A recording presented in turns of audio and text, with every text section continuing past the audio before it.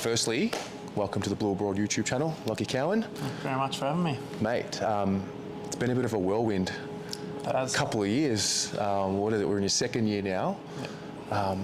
What's it been like, draftee, childhood club, now you're inside the four walls, settling in, now you're playing regular footy.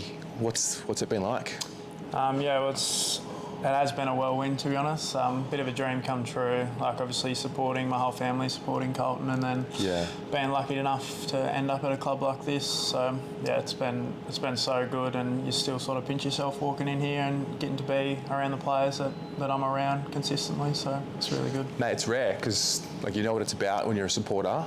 You feel the connection. Very rarely do we as a fan get to actually be on the inside and have some control on what happens. We do a series on the channel called Carlton People, and we always started off with how'd you become a supporter. So I guess while you're here and we know that you were a blue bagger growing up, what's the story for you? How did it all begin? Well, the old man's a pretty passionate Blues supporter, so I didn't really have a choice growing up. So it was always Carlton. And he had his favourite players. He loved Fev and Juddy, so I sort of took after that and followed in his footsteps. What's your earliest memory? I remember going to a couple of games as a kid, but my earliest, probably my best earliest memory was the final when they beat Richmond and then had to go to Sydney. Yeah. Oh, mate, yeah. The old man was at that game, so I just remember that. Yeah. And so growing up playing, was there a particular point in time where you realise you're good at footy, but was there a particular point in time where you realised, no, I think I can actually do this and do this for a living? Probably not, to be honest. Yeah? It was never probably the best, especially in my younger days. There was always a couple of kids ahead of me. Yeah. And then probably my draft year or being selected in the academy probably gave me a bit of belief. Not even knowing what that was or thinking about if I'd get selected in that, and then being selected in it was great, and that probably gave me a bit of belief then, but other than that, probably not. Yeah, right. So when you come into the AFL, obviously you're very humble from what you've just said there, and obviously you've got ability, but you don't want to be too ahead of yourself. Is there a level where you have to sort of back yourself in order to make it here in the ones? I definitely think that's a big thing. Speaking to a lot of senior players this year, I've tried to get a lot of confidence playing, because if you don't have it, then it's probably not going to make it at AFL level. But it's also hard to build confidence, especially early games. I probably wasn't getting heaps of the ball, and you get pretty flat on yourself. But we've got some great senior heads like Newey, Nick. It's been great for me with my confidence, and also Crippo and people like that. Yeah, absolutely. 19 years old, got the world at your feet. What have you learnt so far about, stepping into a professional environment? There's so many layers to what you're going to learn, but what have you learnt so far that really sticks out for you? Well, that's probably one that we just spoke about. Confidence is a bit of a key. Yeah. And also just working hard. You think you come into it getting drafted and think, I'm here, but it's only the start. You still got to work hard. Yeah. A lot of extras and things like that. Yeah, right. How have you managed being a fan and being a Carlton person at heart, and now playing? Do you have to, when you're a professional now, so there's an element of you got to get your job done, but do you draw on an extra bit of emotional connection at times? Yeah, at times I definitely did when I kicked my first goal. Yeah, that was good. Probably carried on a bit too much, but that was just a bit of passion, and all the years I've supported the club, and now being able to play for them. And it all comes out. Yeah. Mate, you must know, we all love that. You must have loved watching it as a kid when a player would fire up like that. So, yeah, I think there's a nice balance between keeping a cool head, but also, kick your first goal, that's a memory you'll have forever. Yeah. Yeah. No, that's awesome. And so, right now, in your life away from footy, what do you do to keep the balance and sort of, stay level-headed? Well, I live with a couple of boys from the club, Jackson and Billy. Beautiful. So I play a lot of pool with Jackson. We're both terrible, but we play a bit of pool, and then also shoot the basketball.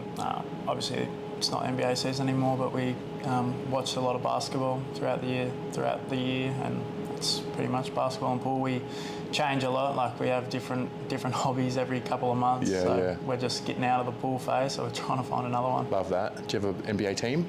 I like Golden State, but I follow the Mavs as well. So. Yeah. More of a player person rather than teams. I mean, I'm the same. I used to be like heavy into Tracy McGrady. Yeah. And then like he would change clubs. Like when it comes to AFL, like I'll never follow anyone but Carlton. But in the NBA, it's a bit different. Yeah, it is. You're right. And then it was like he moved around, and then it was like, okay, Blake Griffin, loved him. Then he moved around, and I just can't really support a club. It's weird. Yeah. It's a different culture. It is. It's more of a person's game. Yeah, yeah.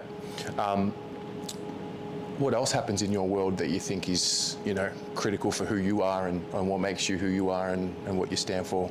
Definitely my family. Yeah. Family's a big reason to why I'm here today. And also my friends from back home, so keeping in touch with them is very important. Yeah, yeah. You got siblings? I do. I've got 2 brothers and a sister. They, one of my sisters moved to Cairns a couple of years ago, so she's up there. The other one of my brothers, he's in the army, so he's in Townsville. Yeah. And then my other brother's back home, he's a tradie. Love that. Yeah. Where are you in the age? I'm the youngest. Oh, you're the youngest. Yeah. Makes a lot of sense. No, I think being like such a young player in the team, and how, I mean, from the outside looking in, you look like there's nothing that really phases you. You've got no fear. And now that it kind of makes sense, you're the youngest. Did you have that relationship with your older siblings where you sort of just try and stay with them and what they're doing and have that competition? Yeah, well, like obviously I guess growing up playing a lot of sport with my brothers, I'd always lose. So that's probably brought like a sort of competitive edge out, I guess. And a lot of losses in backyard cricket and basketball to my brothers, which getting a bit of payback for him now. Mate, it's critical building blocks of your character. Yeah. My brother's, he's like 11 years younger than me, 10 and a half years younger than me. I was with him the other day and he's like, oh man, I only beat you in 2K once in my whole life.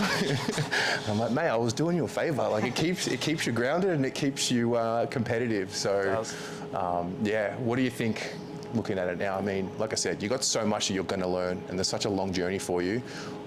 Right now, what's your main focus, inside the club or even just for you personally that you want to really work on and nail? It's probably about the consistency of playing good footy. Yeah. And, also gaining trust from teammates and building connections with new teammates and also the older boys as well. Yeah. How do you do that? Is that just time, commitment, repetitions? Is it?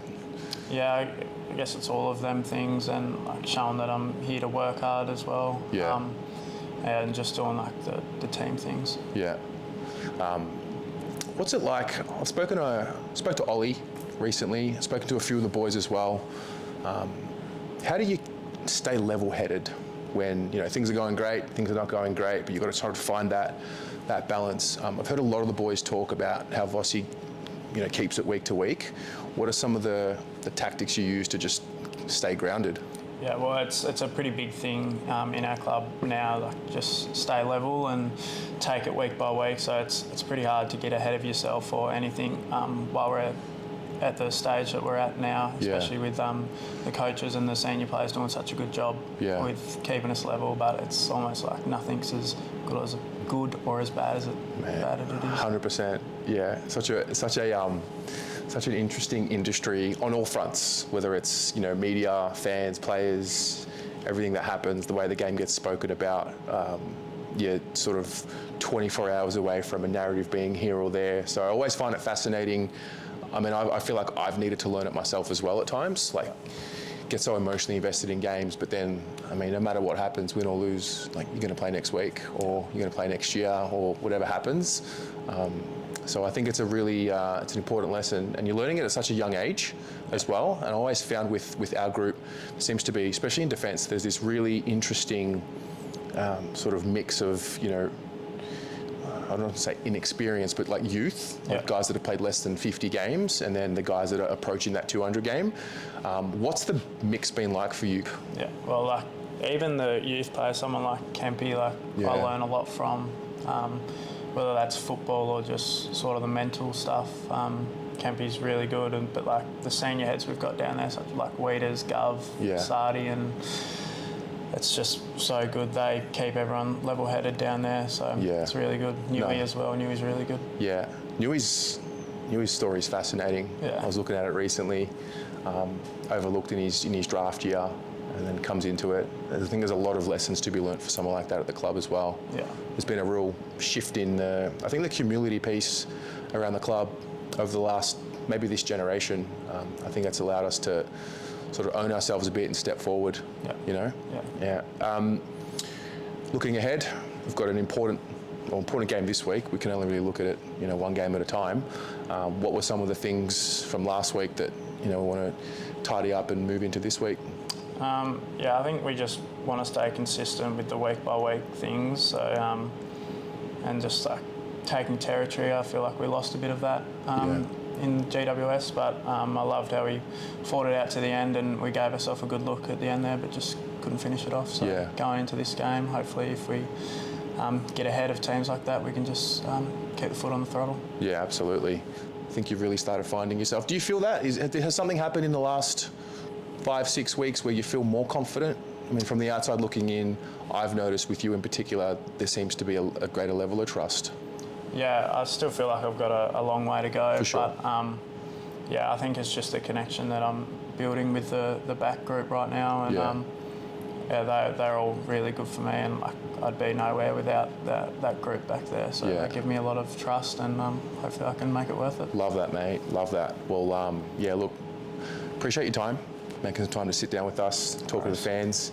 Want to wish you all the best. Such an early stage for you, but you've got a massive career ahead of you, and no matter what happens, you've got unconditional support from, your teammates, obviously, the club, but I think also the fans is important as well. Yeah. So we'll ride the highs and lows. Got a little gift for you as well. Little pin. Wow, thank you very much. A little reminder that no matter what happens, you've got a whole army of people behind you. So appreciate your time. Thank you very much. Go Blues. Thank you. Awesome.